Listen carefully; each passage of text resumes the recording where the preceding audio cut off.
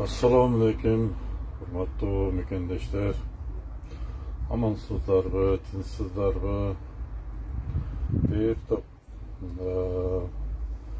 günlerden beri efirge çıkmay kaldım. Efirge çıkmaganımdın sebebi özüңүздөр байкап атасыңар. Ölümдөр болуп атат. Ушундай кайдыгерлик, жасакерлик, арамдык, казино дегендер да. Булардын бардыгын мисалы үчүн эми сразу эле күнөөнү бирөөгө төңкөрүп эле тиги жаман бу жаман деп коюш өтө жеңил да. Мындай караганда биз эми ошол жагын өтүп алдык окшойт. Менимче мамлекет мисалы үчүн бийликтин ээси эл боло турган болсо эл бийлеш керек да. Ошо аткаруу бийлигинде отурган аткаруу комитетинин составында жүргөн Садыр Жапаровдон баштап Акылбек Жапаров Ташиев бардык аткаминерлер ошо элдин муктажын, элдин санаасын, элдин мүдөөсүн аткаруу негизинде иштеш керек да негизи. Биз ошентип ойлойбуз туура. Бирок ана силер муну аткаргыла, ана сен президент бол, ана сен депутат бол деп койдук. Ал жагын өзүңөр караштыргыла эми деп. Бирок көзөмөл жок. Текшерүү жок. Отчет суроо жок. Баягы орустар биз союз мезгилинде жашаганда орустар почему деген суроодон коркушат эле да. Эми эл тарап кимдир бирөөлөр талап кылган мезгилде почему деген сөз кааласаң айтылат. Ошол почему дегендер жок. Анын ордуна карап турсаң мен паланчанын тууганымын, паланча менен паланча через агам болот, байкем болот, тайкем болот. Анан ошого кошомат кылуу, ошого жагынуу, кандайдыр бир көңүлүн алуу, кызматка орношуу, бир аз болсо дагы пайда табуу, жасакерлик, кошоматчылык менен болсо дагы, бир аз болсо дагы пайда эмейт этүү. Эми элдик бийликтин ээси негизи да. Ошо эл болгондон кийин ар ким өзүнүн местосын билиш керек да. Ооба сабатсыз, сабаты жок деп айтсам болот. Элде сабат жок. Мен мисалы үчүн Кыргызстанга деле барам, бул жака деле келем. Мен мисалы үчүн Кыргызстанга барып, ошо бир жумасына по-моему 300 сомго ушундай төлөнөт да.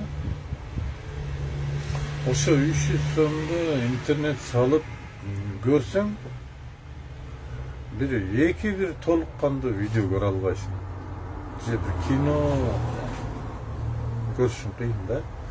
Бирөөнү көрөсүң. Анан эми ал жердегилер только мындай WhatsApp кылып иштейт.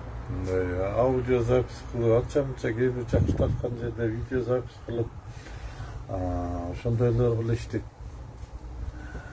Булардын бардыгы эмнеге? Булардын бардыгы ошо эл сабаттуу болуп кетпесин деген камкордук да. Интернетти эмне үчүн сылап кылат? Эл информация албасын дейт. Алса дагы ал информацияны акырына чейин көрө албайт. Bir-iki video менен сен информацияга тойбойсуң. Анан агыласың, бугуласың, делиштет, жумасына 300 сом төлөсөң, bir айда 1200, жыл болсо 1500 акча кетет. Үйтө ошол бир жумага жетпейт ошол. Ошол 300 сом бир жумага жетпейт. А бул жерде, пожалуйста, 300 сом, 400 сомдугу бар, грубо мындай средний 500 сомдугу бар. Жерде Москвада 500 сом төлөсөң, до потери сознания. Интернет деген бери не хочу да. Эми булардын бардыгын ташып жана Садыр Жапаровдор ушинтип элге тоскоолдук кылып атат дегенден алыскын. Бул өзүңөр билгендей эле бул система мурунтан бери келген. Илгертен бери чогулуп калган система. Эми элестеткиле, мисалы үчүн Кыргызстанда эми бир активисттер болуп, Садыр Жапаров ташып болуп, бир ашып барса 10-15 адам бардыр. Буларды 20 деп коет. 20. 300 уру байлар бар да, эми крупныйлары да. Алар менен канчадан көрүшөт? 30 деп кой. 1%. Алар не кылып алат? Даже алар бойго да чыга албайт да. Мисалы үчүн где-то бир көрөсүң, көчөдө бир 10 адам турат. 4-5 досуң болсо даңгал мушташка кирип кетесиң да. Андай жок да. Андай болуш үчүн Кыргызстанда биз мисалы үчүн 7 миллион деп атабыз. Паспорттар сатылат да бизде.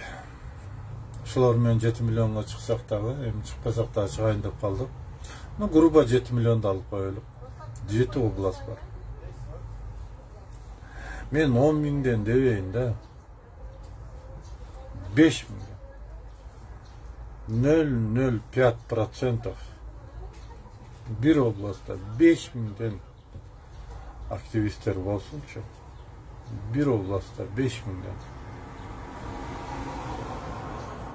Ошо ууру кескилер,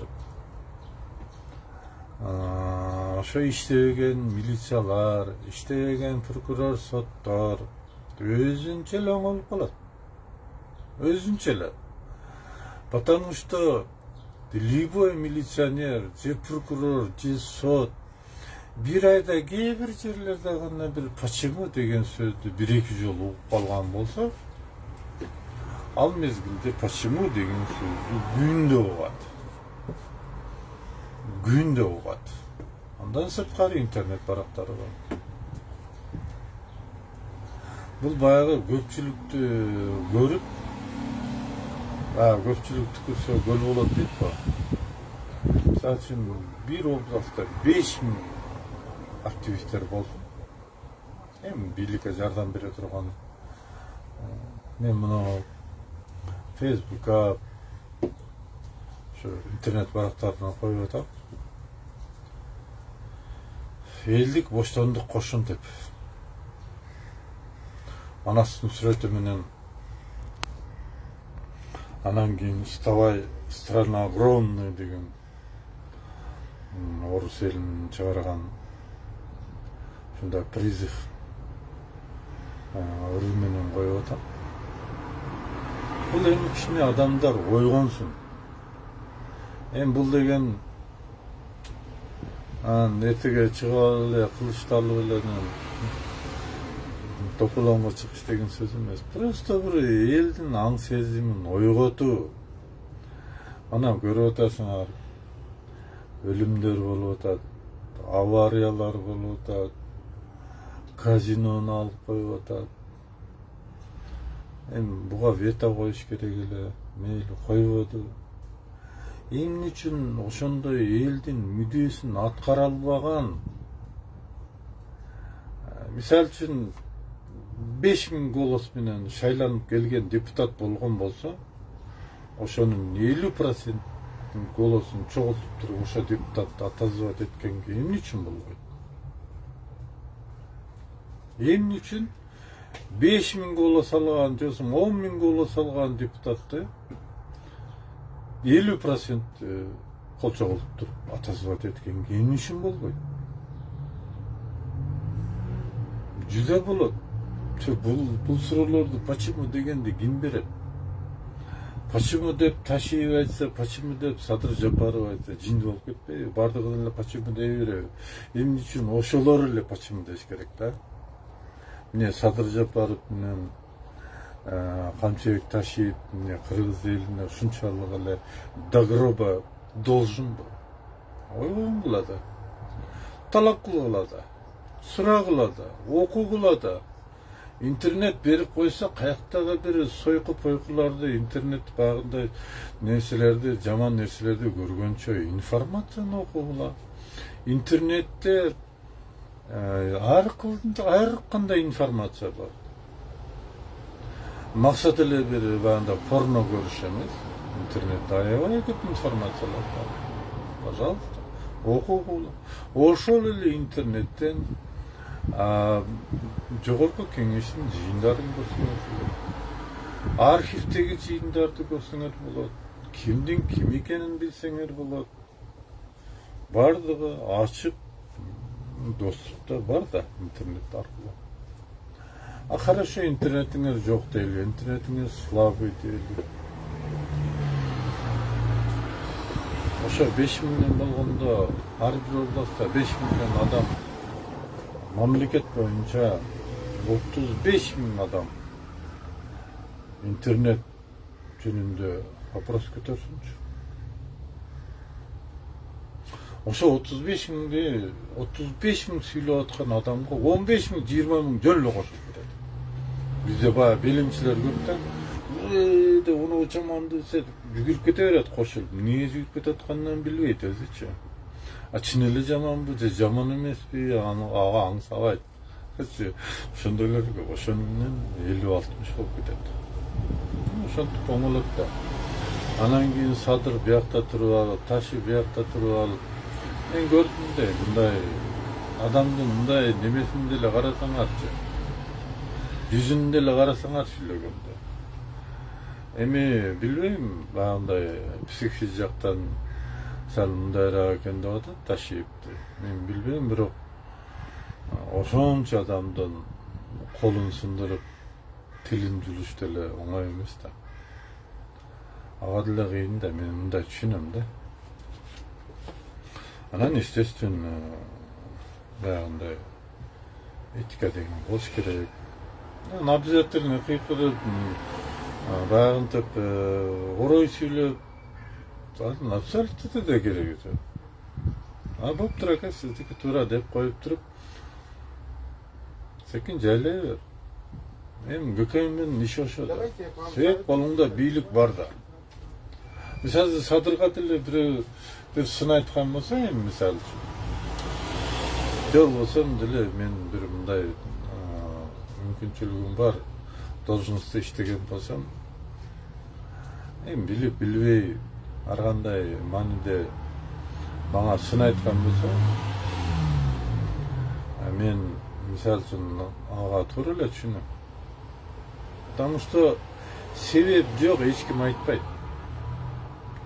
Вот сен жаман көргөн адам болсо дагы себеп жок айтпайт. Себеп болуш керек да. Анан анализ бересиң да. Туура ошол жерден ушундай допуска эткен экен, бул жер мындай экен дейт да, например, дейсиң да. Эмне болсун, эл талап кылат да. Мен деген ошо элдин мүддөсүн аткарган үчүн ошо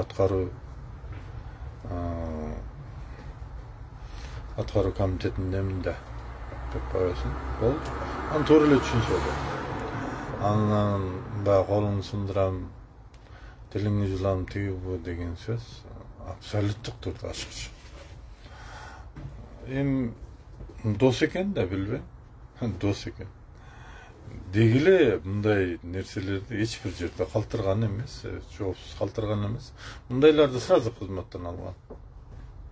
Акылбек Жапаров да баягы Ашанын немесин Султанбеков беле ошо ким ошо жаш баланы канчык деп койгон үчүн бүттү, ал иштебейт деп койду го Садыр.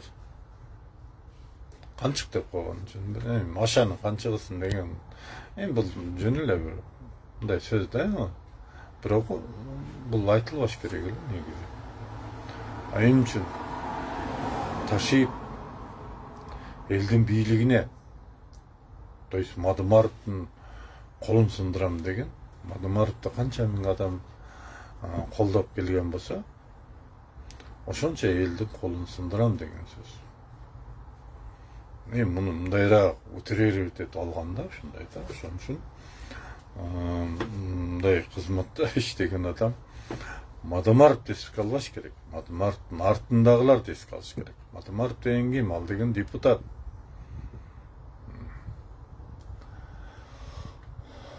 Ошондой да. Ошон үчүн биз көп нерсе жөнүндө айтабыз. Анан кийин бүгүнкү тема, бүгүнкү күндө дагы 13 жашар кыз жөнүндө тема болуп атат. Ооба дейм, бардыгыбыз эле мындай жашаган, көргөн немебиз бир да.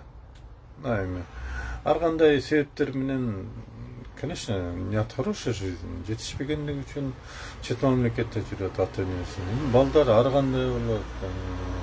Может быть, кыз бир мезгилде как-то допустила. Болот да, тарбия болбой, ата-энеси жок, чоң атанын алдында, чоң эненин алдында, же болбосо бир кандайдыр бир эжелери менен калган кыз болгон чыгар. Анын эми ак-чүкүсүн билбейбиз, бирок ошончо дагы баягы ата-энедей балдарга иш кыйын да. Ошон үчүн, может быть, ана допустила ошондойду, может быть, ал ошондой жолду тандаган, бир аз мындай баягы үй бүлөдөн деле качып кеткен балдар бар го. Ошондой чыгар.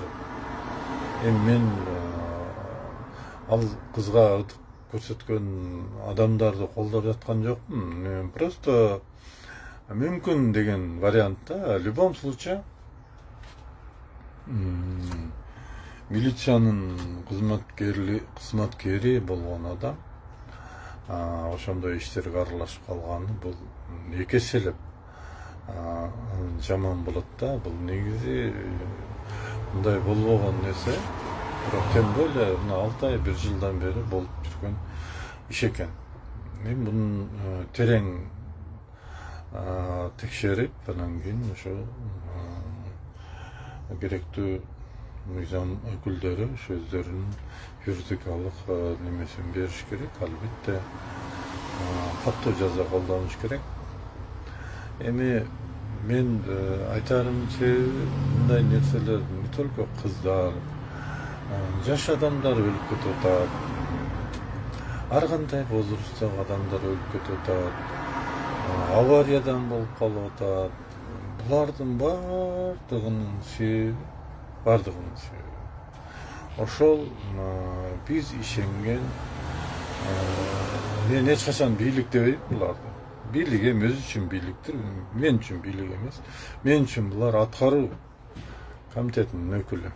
Болду, Садыр деле аткаруу комитетинин өкүлү. Ташиев деле ошондой, Садыр деле ошондой. Эми раз андай болбой койгон тагдырда, анда конституцияны өзгөртсүн.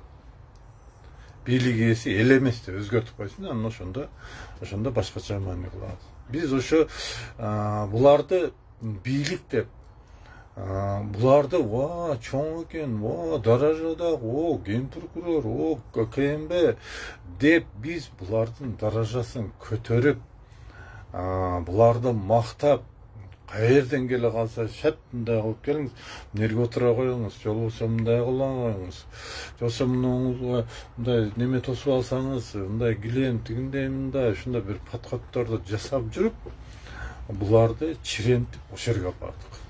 Мисалы да, эми Садыр менен камчы жакын деле келди, бирок мен мурункуларга айтып атам да. Ошон үчүн буларды ооба сыйлоо жакшы. Эгер сыйга татыктуу болсо сыйлаш керек. Мен ага каршы эмес. Бирок ошон бирге жоопкерчиликти билиш керек. Жоопкерчиликти билгенден дагы талап кылышыбызды билишибиз керек. Биз отчет ала билишибиз керек.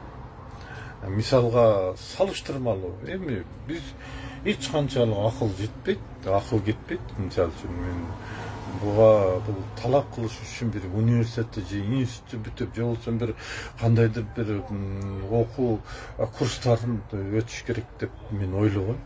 Пожалуйста, адвокаттар бар, юристтер бар, например. Сенден башка адамдар бар, алар билет. Ошолор мындай бир күндүктүү болуп туруп эле айтыш керек да. Мисалга да, мисалга бир айыл өкмөттү. Айыл өкмөт дотацияда отурат өзүчү. Дотацияда отурат. Мисалы үчүн элдин немеси үчүн даже свет коюлган эмес. Сууну айтпай эле кой. Бирок айыл өкмөт жип менен жүрөт. Үйүнө барган болсоң айыл өкмөттүн үйү ушундай. Жакшы салынган да. Мурун андай эмес эле. Бирок кийин эмнегедир ушундай салынып кетти да. Ошолорго сарасап салыш керек. Эмне үчүн сени не только биз сени, сенин ата бабаңды деле билебиз. Сен каяктан бул байлыктарды алдың? Эл мындай болуп аткан болсо, сен эмне үчүн жип минип жүрөсүң? Сен кайсыл акчаңы алдың? Деп ошо жеринде ошо почему деген суроолорду кылыш керек. Анан кийин фаланча мен досумун досу болот эле. Фаланча мен Айша экенин же болбосо жеңемдин акасы болот эле. Анан кийин байкенин тайкеси болот эле. Андайды биз токтотушубуз керек да. Андайды биз давно токтотушубуз керек. Эгер мындайга барбасак, баягы кичине кожоюнду көргөн болсоң эле, мынтип эңилик салам бере турган болсоң, анда эч качан өнүкпөйсүң. Эч качан өнүкпөйсүң. Мен айтайын да, булардын баардыгы эмнеге апарат? Мен таба кылбайм. Мен тоба кылам. Мондай кызыңар 13 жаштагы кыздын тагдыры эте юрунда болот. Балдарыңар наркоман болот. Хулиган болот. Түрмөдө чоңоёт. Ата энесине күйбөйт. Ушундай жашоону каалайсыңарбы? Небрени, балдарды эмне максат менен өстүрөсүңөр? Эмне максат менен мисалы үчүн бияка келип иштеп аяк акча саласыңар? Ушундай болуш үчүн жок, келечеги үчүн, балдарыңар үчүн, небрелериңер үчүн. Ошончолук болуп аткандан кийин талап кылганды да үйрөнүш керек. Анан миграция боюнча. Ондар мен эч эле силерге жеткизе албай койдум да. Миграция деген, конечно, силер ошол жерде турсаңар, ошол жеп ичкичтерге орун талашасың. Алардын нанын талашасың. Силерди ал жерде көргүсү келбейт. Силер суроо бересиңер. Силер көпчүлүксүңөр. Силерден коркот. Ошон үчүн силерди миграцияга жөнөтөт дагы. Ошо силер миграцияда жүрсөңөр дагычы, бул жекиштерге силер 2 миллиард доллардан ашык акча салып турасыңар жылына. Көрдүңөрбү? Силерди кетирип, иши үстүңөрдөн пайда көрөт. Түшүндүңөрбү?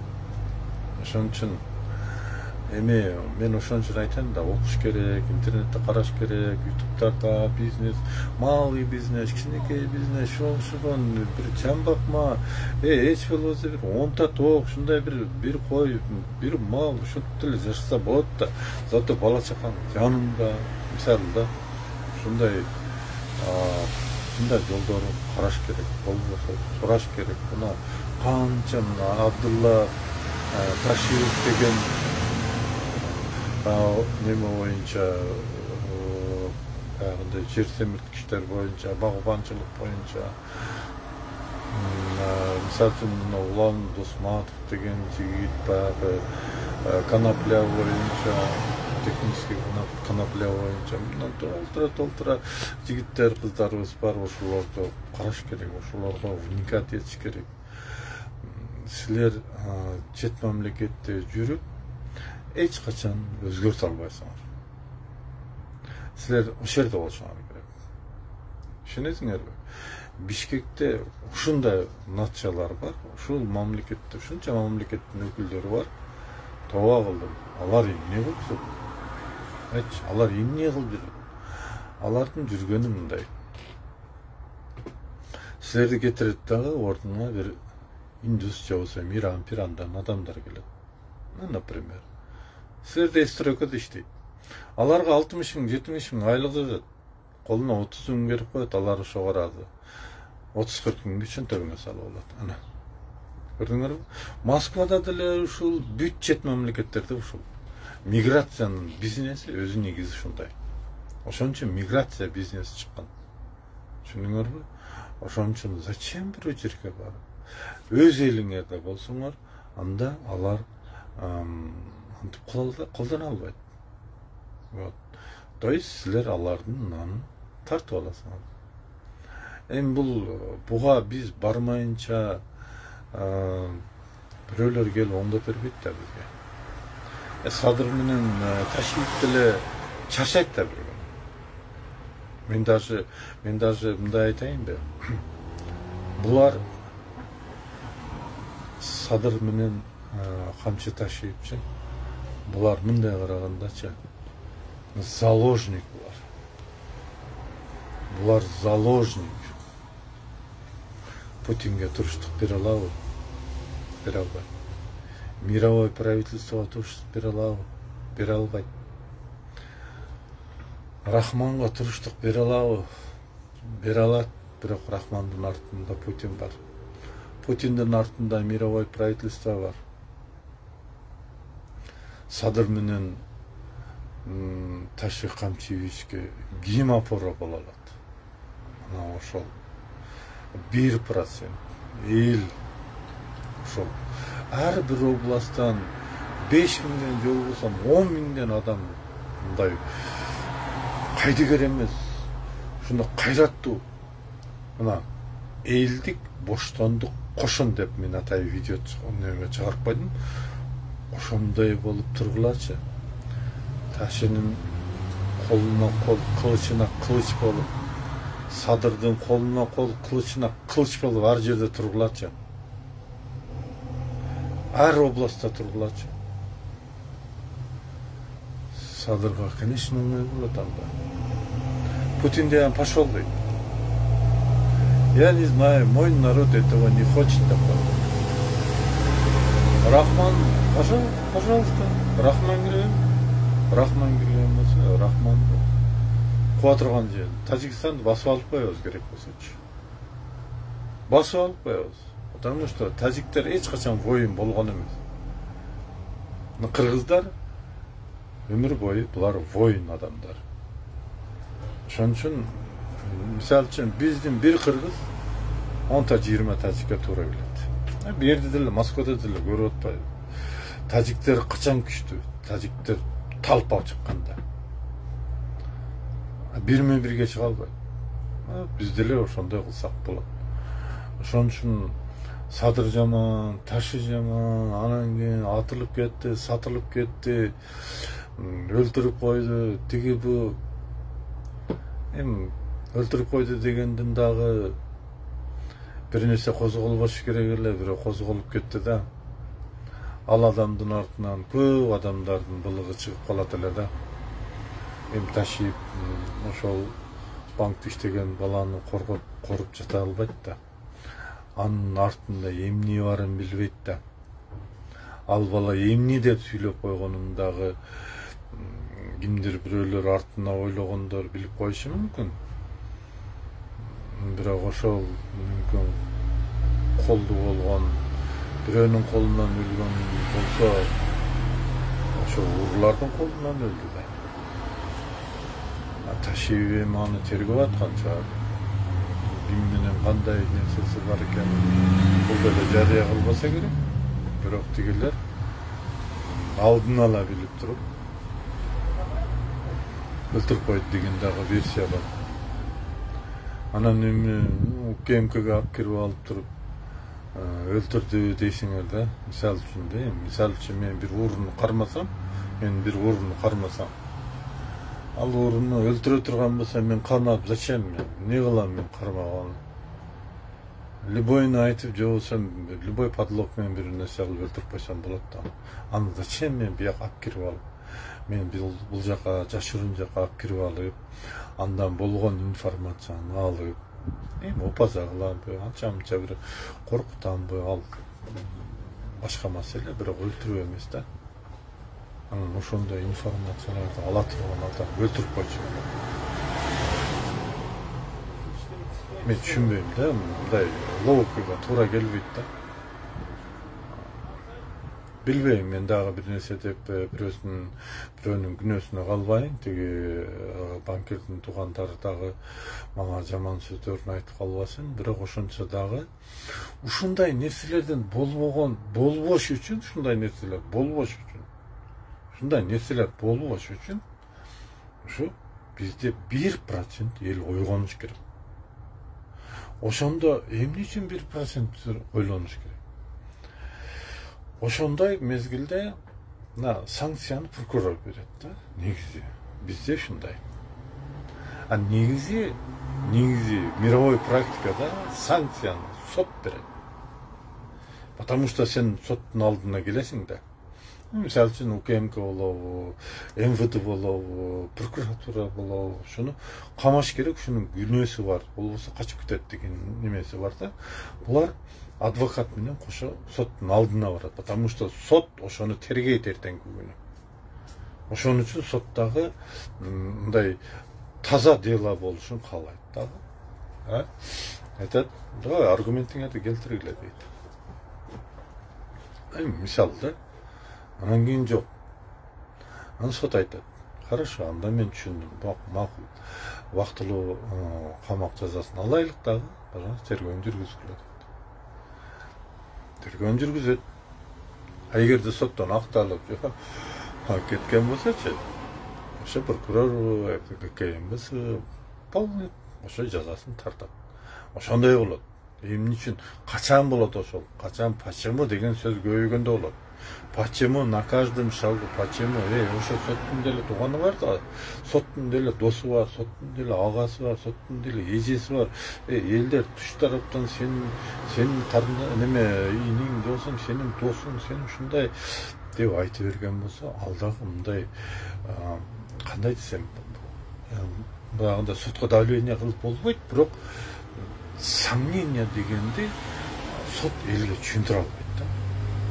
Элдин сомнение кылганын сот элге түшүндүрө албайт. Ошондой мезгилде соттун бир гана нерсеси бар, мыйзамга гана таанат да. Ошону ошондой болуп, мыйзамдуу биздин чөйрө болот эле да. Анан кийин почему деген сөз болбосо, бирөө келип айтат, байке, муну алып коюң дагы, буларды ким сурамагыла, 13 жашар кыздын кимиси бар, атасы аякта, апасы тиякта дегенде, мындай деген 90 жылда оны айтып туруп басып койушу мүмкүн. Хорошо, аны басып коет. Анан жардамга чыккан население жок да. Эл жок да. Эл жок баягы. Бир областта 5 000, 10 000 активисттер жок. Ошон үчүн сотко да ыңгайлуу болот. Тиги кызга ыдык көрсөткөндөрдүн бардыгын секин жолу менен баягындай, мисалы үчүн 6 жыл условный берип коет, 5 жыл условный берип коет, азыр 10 жылга чейин берет экен, мисалы үчүн 10 жыл условный берип чыгарып коет, 20 жыл условный бербейби, ал деген камакка жатпаган жаза да. Мисалы да. Вообще негизи ошон үчүн бизде канчалык эл көбөйүп талап күчөгөндө, ошондо биздин заманыбыз толку жакшы жака оңолот тургандар. Мен эми силерге канчалык түшүндүрө алдым билбейм, бирок негизи ушундай. Биз эч качан, мисалы үчүн, Акаевди, Бакиевди, Атамбаевди, же болбосо мынау убактылуу бийликти, буларды мындай күнөө буларды күнөөлөбөшүбүз керек. Буларга мүмкүнчүлүк берген бизде күнөө. Бизде. Ошон үчүн биз өзүбүздүн күнөөбүздү билип туруп, өзүбүз эртара ойгонуп, эртара почему деген сөз көтөрүп. Почему миграцияга барбаш керек. Мына туугандар, айланып кетейин, туугандар, силер мындай да интернетте угуп, силер мындай акыл менен анализ кылсаңарчы, күйөөсү, аялы 3-4 баласы бар. 6 жандык. 6 жандыкты багып жашай турган Кыргызстан мүмкүнчүлүк толтура. Ашып кетсе бир 100 000 акчаң болсун, 100 000 толтура. Алып сатмай эле, алып сатмай эмес, просто мындай производствого кирип алсак, мисалы үчүн, кичинекей самын өндүрө турган, бир ушундай бир жумуртка, жоксо баягы бөдөнө багуу, мындай көп нерселер бар да. Буга кичине бир кирип, ошого вникать этип, өзүңөргө бир туура келген ошо бизнес болот.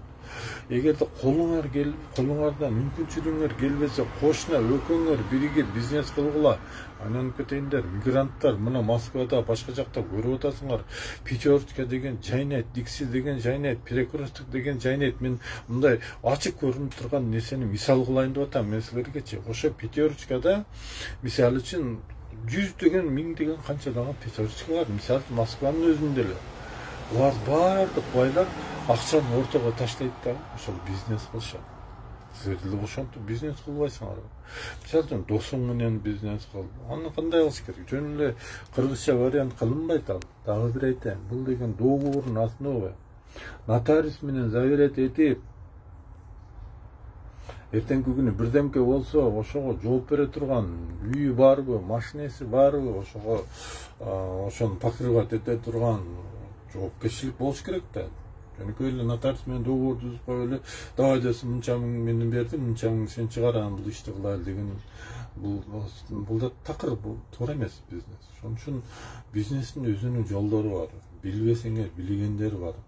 Эч болбосо адвокаттан, юристтен сурагыла, интернетте окугула. Эч болбосо мына аялыңар менен, мына аялы, баласы, күйөөсү болду эле кичинекей бир хозяйство кылсаңар, например, предположим, бир 30 кылып койсоңор, например, индүктүгү кой, ушундай кылып туруп жашаса болот. Зачем миграцияга барасыңар? Миграция деген, мен силерге ачык айтайын, бул өтө чоң бизнес. Миграция деген өтө чоң бизнес. Биринчиден, экинчиден, садыр эмес, кимин келсин муну алып келтире албайт. Миграцияны кайтара албайт. Себеп дегенде садыр менен ташыны, булар залогдо садыр менен ташы залогдо турат. Мындай, кандай десем, булар ууларга кылчалып турат. Мындай да, реально саботаж көрсөтүп атат. Бирок колунан эчтеке келбей атат. Садырдын деле, ташиттин деле колунан келбейт. Сен мындай алсаң, биз мындай кылабыз дейт. Эч болбосо Путинге барат. Булардын толгон тукой лилялары көп да. Ошон үчүн жапырт эл качан садыр менен камчы ташыйып колдогон болсо, ошондо гана өнүгүү болот. Ошондо гана жылыш болот. Анан кийин сен президентсиң тигиби деген болбойт. Депутаттарды, туугандарым, депутаттарды көрдүңөр, мурункусу чимкирик неме депутаттар эле. Азыркылар кайсы, кандай депутаттар болот? Азыркылар арам депутаттар. Ана. Эми муфтият жөнүндө дагы айтып кетейин. Көрдүңөрбү? Мына Кыргызстанда бүт эле алхамдулилlah болуп кеткен. Кыргызстанда бүт эле алхамдулилlah болуп кеткен, туугандар. Өзүңөр деле билесиңер. Ошо алхамдулиллахтын башында кимдер турат? Алхамдулиллахтын башында муфтилер турат да. Ошо молдолор турат да. Чыга албады го. Позор булар. Салли орongондорчу. Булар арабтын политикасын колдойт. Чыныгы кыргыздын ислам динин колдобойт булар. Булар арабтын политикасын колдойт. Ошон үчүн мен буну менен намаз окубагыла дебейм, туугандар, намаз окугула, пожалуйста. Бирок көзүңөрдү чоңураак ачкыла, интернетти көбүрөөк көргүлө. Алхамдулилла, канан баракатык деген иштин обязательный кереги жок мунун. Жөн эле амансыздарбы, жакшы отурасыздарбы деп эле кыргызча эле саламдашса болот. Айнынан кыргызча переводдору бар мунун. Анан кийин сакал коюш не обязательно. Сакал коюш не обязательно. Атаң тирүү мезгилде сакал койгон негизи болбойт. Бул туура эмес. Сакал коюп силерге понт болуп калды. Али башыңарды, бутуңарды тийгизсең, ошондой эле сакал коюп понт болуп калды. Ана сакалчан деги токмоктогу кызды кандай кордук көрсөттү. Мен сакалчандар жөнүндө өтө көп мисалдарды айтып берем. Бирок мен ойлойм да, булардын сырты эле ошого окшоп көрүнгөнү мененчи, булардын ичи оңолгон жок. Оңолбойт дагы булар. Булар качан оңолот? Качан почему деп эл арасында сүйлөгөндө.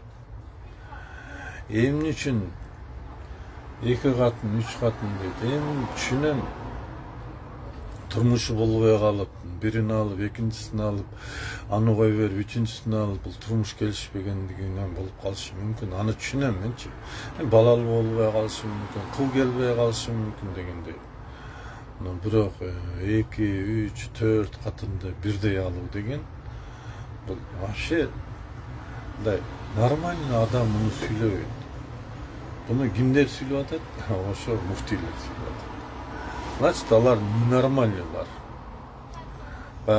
Арслан Алла айтмакчы, аны Алла каалаган жок, сенин мына Алаң каалап атат. Ошо сен Алаң каалаганды кылып атасың деген сөз. Ошондой. Ошон үчүн ана.